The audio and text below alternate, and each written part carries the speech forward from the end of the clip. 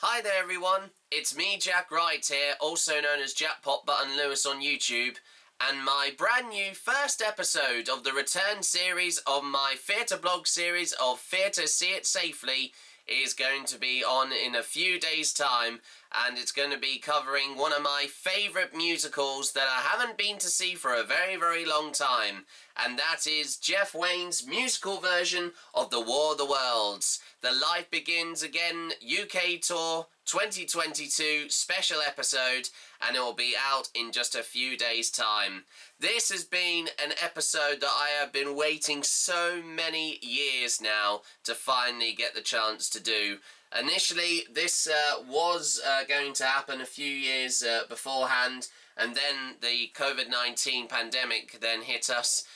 And obviously it delayed the production, so it originally was going to be called The True Story of the Martian Invasion UK tour, but this time, because since we're coming out of the COVID-19 pandemic, even though it's not over, it's now newly titled Life Begins Again, which is based on a song which was just introduced to the production of Jeff Wayne's musical version of The War of the Worlds from the last two tours all the way back in 2014.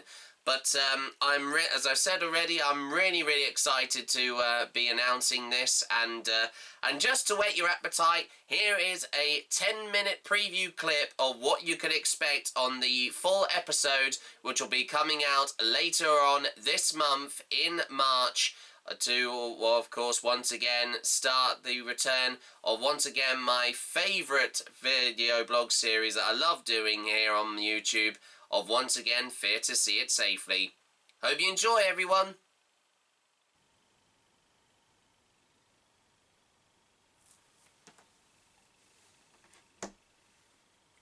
No one would have believed, in the last years of the 19th century, that human affairs were being watched by intelligences which inhabited the timeless worlds of space.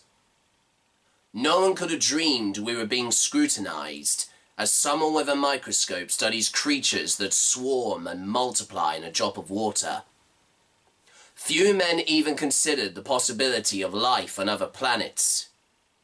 And yet, across the gulf of space, minds immeasurably superior to ours regarded this earth with envious eyes. And slowly and surely, they drew their plans against us.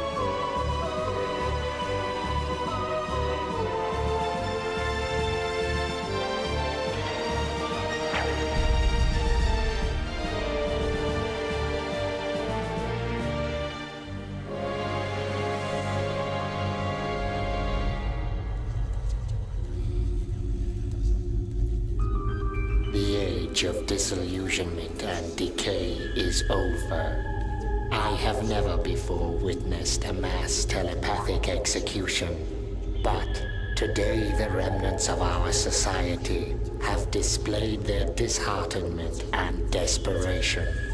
They have judged the senior elder to be ineffectual and have terminated his appointment in the harshest manner. The gravity of our situation is extreme.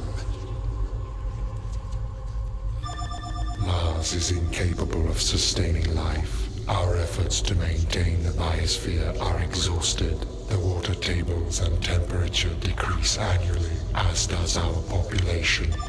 The only consequential course of action is the conquest and occupation of Earth. our young sunward neighbor. Earth is abundant with life and resources are bountiful. The environment will seem uncomfortable, but not inhibitive. The problem is, of course, the humans. They have developed primitive intelligence, yet their society is structured around perpetual conquest and conflict.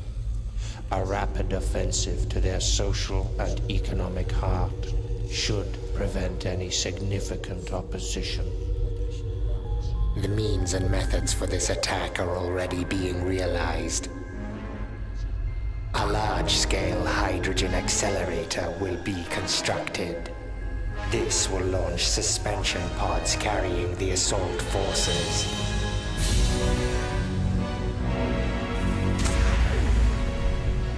We have not had the need for such destructive weaponry in over 5,000 years, but modifications to our current technologies will take place and should prove adequate to defeat the inferior human defenses.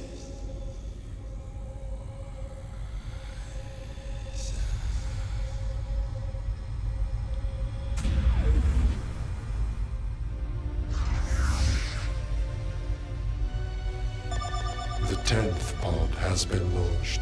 Given that the pod launch cycle was 1 Earth day, the first has already arrived and is commencing the invasion. Contact has been re-established with the first pod. I must report unfortunate news. The attack has proven miscalculated.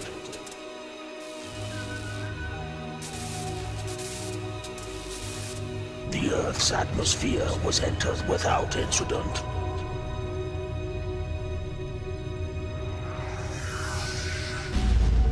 But the force of the collision and the far greater gravity have proved disorientating.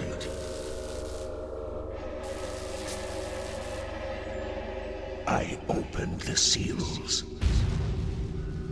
Many humans had gathered around, and the proximity of these hideous creatures made me aware of our vulnerability. So, I cleansed the area.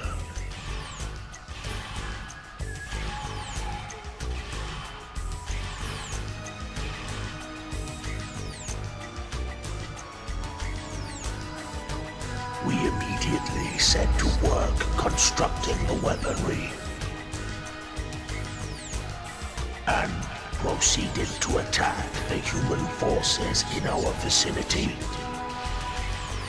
We have destroyed many of them, but although their weaponry is primitive, we greatly underestimated the strength of their numbers. Success is no longer assured. I do not think that... What is happening? There is no signal. Perhaps the pod has been destroyed. This is unacceptable. The humans must be more powerful than we realized.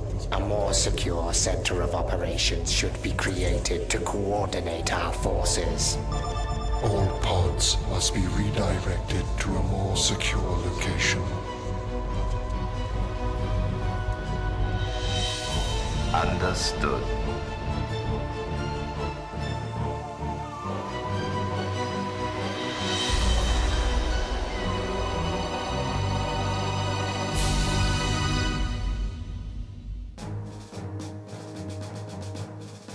Good morning.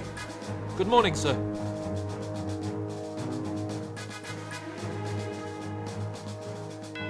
Gentlemen, we are at war. Yesterday morning, a bizarre transport landed at Horsell Common near Woking. It contained what is now believed to be an advance of an invading army, for without provocation, its occupants attacked civilian and military targets. We have with us a journalist who was an eyewitness. Hopefully, he can enlighten us as to the origin and intentions of these aggressors. At midnight on the 12th of August, a huge mass of luminous gas erupted from Mars and sped towards Earth. Across 200 million miles of void came the first of the missiles that were to bring so much calamity to Earth. Ogilvy, the astronomer, assured me we were in no danger. He was convinced there could be no living thing on that remote, forbidding planet. And that's how it was for the next 10 nights. A flare spurting out from Mars. A beautiful, but somehow disturbing sight. Then came the night the first missile approached Earth. It was thought to be an ordinary falling star. But next day there was a huge crater in the middle of the common, and Ogilvy came to examine what lay there. A cylinder, 30 yards across, glowing hot, and with faint sounds of movement coming from within.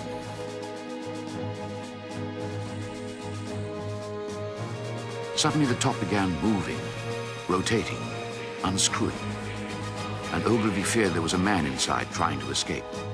He rushed to the cylinder, but the intense heat stopped him before he could burn himself on the metal. A crowd gathered on the common, hypnotized by the unscrewing of the cylinder.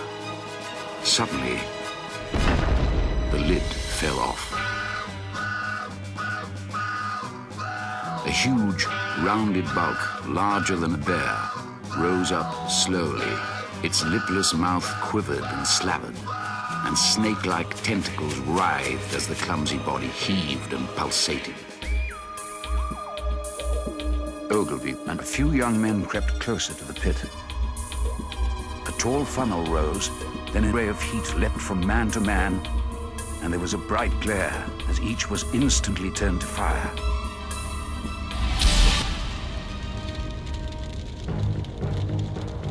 The Martians continued hammering and stirring, sleepless, indefatigable, at work upon the machines they were making.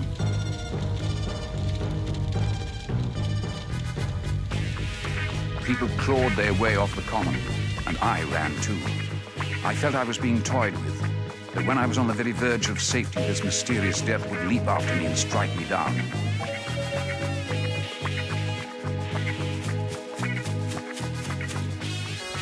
That evening, a company of soldiers came through and deployed along the edge of the common to form a cordon.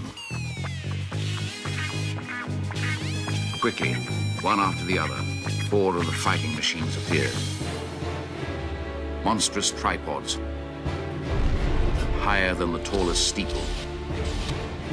Walking engines of glittering metal.